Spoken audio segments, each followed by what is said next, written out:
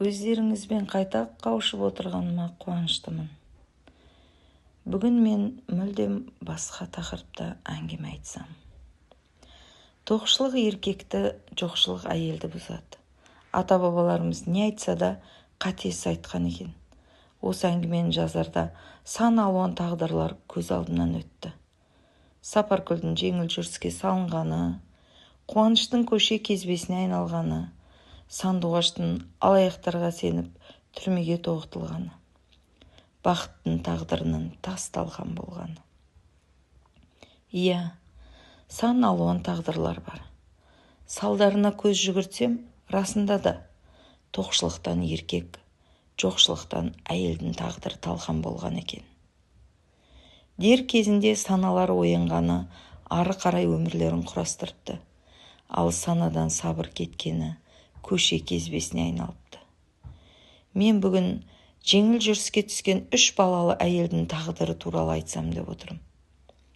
Бұл әлдекімнің тағдырына ұқсас болып жатса, кездейсоқтық деп білерсіздер. Бүгінгі әңгімем Майра жайлы болмақ. Майраның жылап жүргеніне көп болды. Күндіз-түні жанарынан жас кетпей, қара төрі өңі солғын тартып, беті ісіп, еріндері дүрдиіп, бір қарағанда сүйкімділеу көрінетін реңі келіспей қалған. Күлгенде 32 тісі көрінетін аузынан да, аңқылдаған көңілінен де түк қалмағандай, томсырайған күйге еніп алған. Фермадағы айналдырған 5-6 көршісімен сөйлеспей, бөлек қашыңқырап жүргендей. Ай, кеше ғана менен бір тостақ ұн алған, сон сұрап қалар деп менен қашып жүр-ау осы бәтшағар, деп фермадағы жалғыз кемпір ерінін сылп еткізді. Ой, қойыңызшы сізде апа, бір тостақ ұнға бола бізден қашып, күнұзақ қозапая теріп жүрер дейсіз бе? Мұнда басқа әңгіме бар сияқты, деді Ләззатта қарап тұрмай. Берген ұн, май, шекер мен парбардан сұрап жатқанымыз жоқ қой, жай не болғанын айтса болды да деп тұрмыз, деп әңгімеге жібекте араласты. Бәрінің есіл-дерті Майраның бойындағы өзгеріс. Ойпырмой, Майра көзін ашқалы қол жайып келе жатқан әйел. Күйеуі Нағашбек тапқан табысын тек ішіп жейді. Көңілі түскенде азық-түлік әкеледі. Көңілі түскенде қатын мен бала-шағасын киіндіріп қояды. Бірақ тек көңілі түсіп, ішіп жегеннен артылып жатса ғана.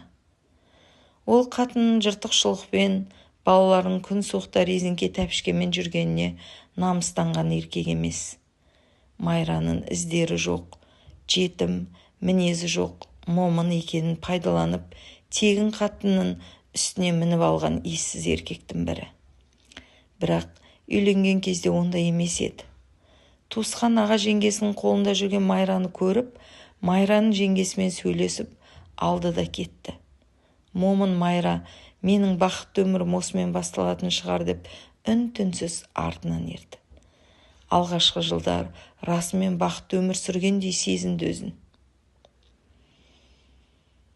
Үй тірлігінен шаршамайтын, шабық шапты, мақта терді, қара жұмыстың бәрін жасады. Тудым деп жатпады, 3 бірдей ұл туды. Менің қамқоршыларым, мені бақытты ететін балаларым деп бар тапқан ұлдарын аузына тосып, әйтеуір өмір сүріп келе жатқан. Күйеуінің ішімдікке әуес, құмар ойынға жақын екенінде де көз жұмып қарап, өтірік күліп, өмір илеуіне төселгенді. Енді болса, ешкіммен сөйлеспей, томаға тұйық қалыпқа түсіп, елден қашып, қозапая теріп жүр.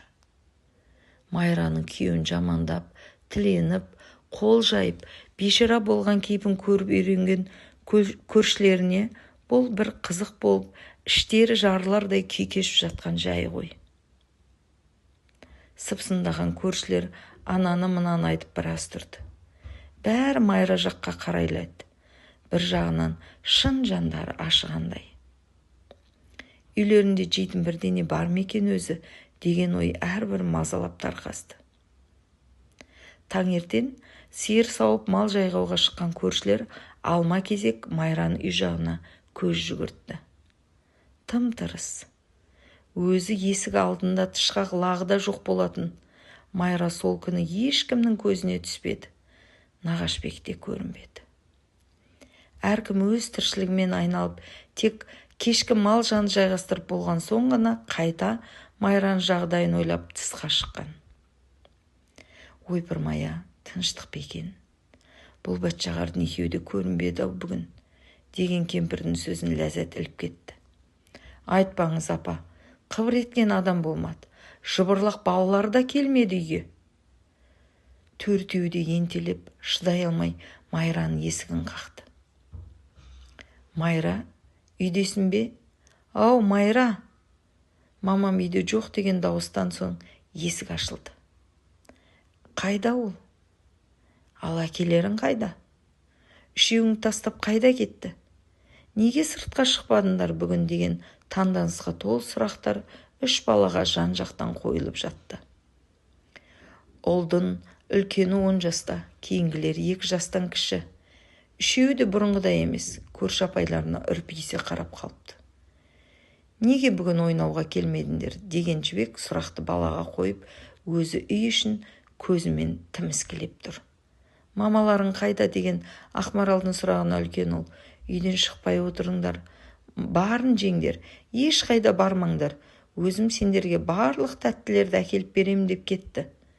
Қалаға кеткен шығар, деді жыларман дауыспен. Әкелерің ше, папаң қайда кетті? Екеуі бірге кетті. Папам үндемеді. Қашан кетті?